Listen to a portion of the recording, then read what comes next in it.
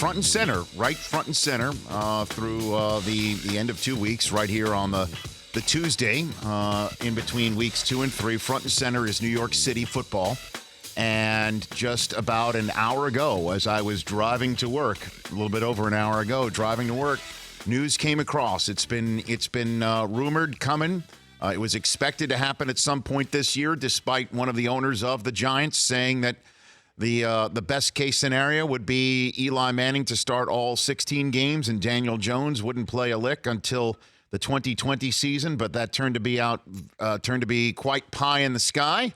And it is now Daniel Jones's gig. And this is unlike the Ben McAdoo benching of Eli Manning, which was totally botched. The rollout of it was completely botched. That it was something that even though New York Giants fans were not all in on Eli anymore, it's been a long time since Giants fans were all in on Eli Manning.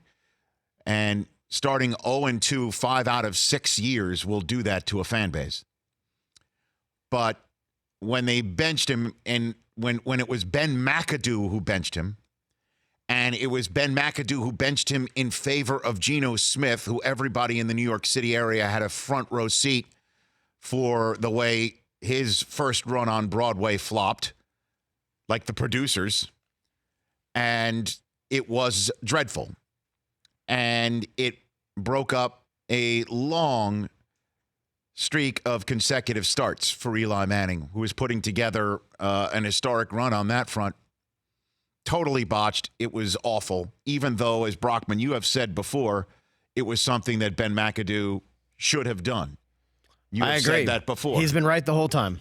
And there was not a 6th overall selection, however, who was sitting right next to Eli Manning. Now there is, and now you've got to give credit to Dave Gettleman and Shermer for whatever might have gone on in the front office between ownership and the decision makers for the 53-man roster and what happens on the field.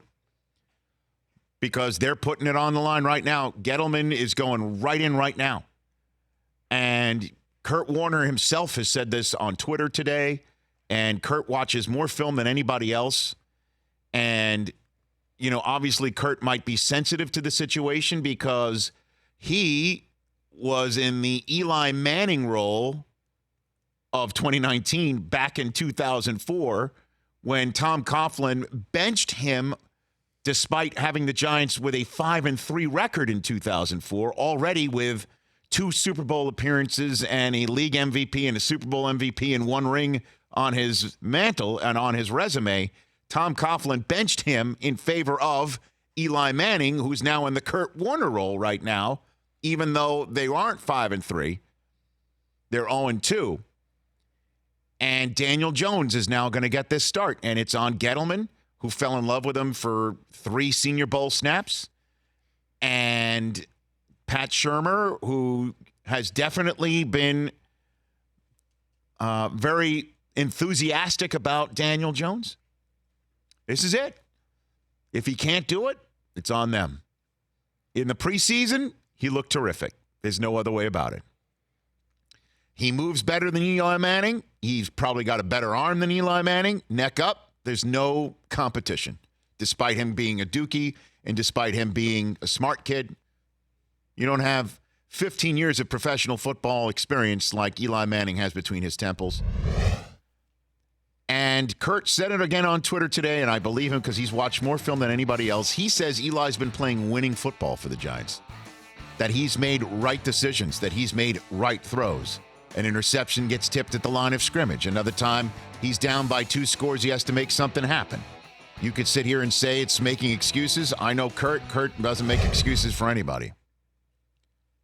We'll see. First up, at Tampa, which is in the top 10 right now in terms of highest passer rating given up, if you want to make that a metric through the first 2 weeks of a season. It's not going to be an easy one. Todd Bowles has got this defense coordinated much better than we've seen in Tampa for a while. Then, home. His first home date, the New York Giants, Week 4 They are home against the Washington Redskins. Wouldn't that be interesting if they decide to go with Dwayne Haskins at that point in time? Case Keenum's stat line is nice. We'll see what happens when Washington plays Chicago on Monday Night Football to wrap up Week 3. Do you put Dwayne Haskins in there in a short week on the road in the state where he wanted to play football? Because this kid was shaking his head that the Giants passed up on him. Do you want to maybe use that to your advantage? We'll see. But then Daniel Jones, the learning curve gets really steep. Home for the Vikings, and then short week on the road. Wait a minute. Yeah, against the New England Patriots. And boy, that's just going to be a tough. And I understand he's well compensated. He's had an incredible career. And nobody really wants to feel woe is Eli. But won't that be tough? Standing there with an earbud on the sidelines of Thursday Night Football, nationally televised, standing there with an earbud against the team who he's beaten twice in the Super Bowl, and the team he's beaten twice that nobody else other than the Eagles have been able to really figure out. And the reason why he's even mentioned in the Hall of Fame discussion is because of his mastery against that team in the biggest game twice. And Eli's not going to the Jets either, all right? Yeah, that was hot this morning. Because I'll tell you what. You know what the Giants have right now? The best backup quarterback in the National Football League. The most decorated, the most highly paid, and by the way, the most experienced. He's terrific. And he'll be great at it because he's a dyed-in-the-wool, lead pipe-wielding professional who is going to help Daniel Jones. Because that's what Kurt did for him back in 2004, by the way, and also that's his DNA. So Eli's not going anywhere except standing with an earbud in his head trying to get Daniel Jones prepared for the Bucs. And it's going to be a very difficult adjustment for him. Certainly, if everything stays and he's healthy, Daniel Jones, Eli will be standing on the sideline in Gillette watching somebody else try to beat the Patriots. It's a bummer. It really is a bummer. But the end of the career comes for everybody, and not many can stroll off like Elway and Strahan and Ray Lewis and Jerome Bettis, just to name 4. Certainly quarterbacks rarely do.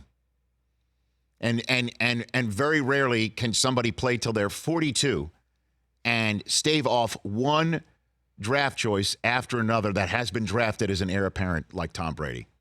It's crazy. It is insane. It is insane. As a matter of fact, it's happened so often, one team has actually begun to collect those quarterbacks that Brady has staved off and put them on one single depth chart. That's called the Indianapolis Colts. And another's a head coach. It's nuts, isn't it? Cliff Kingsbury was drafted by the Patriots. It's crazy. Somewhere Ryan Mallett is just like even shaking his head. Yeah. For more of The Rich Eisen Show, tune to Audience Channel 239 on DirecTV for free on BR Live or download the Rich Eisen Show app.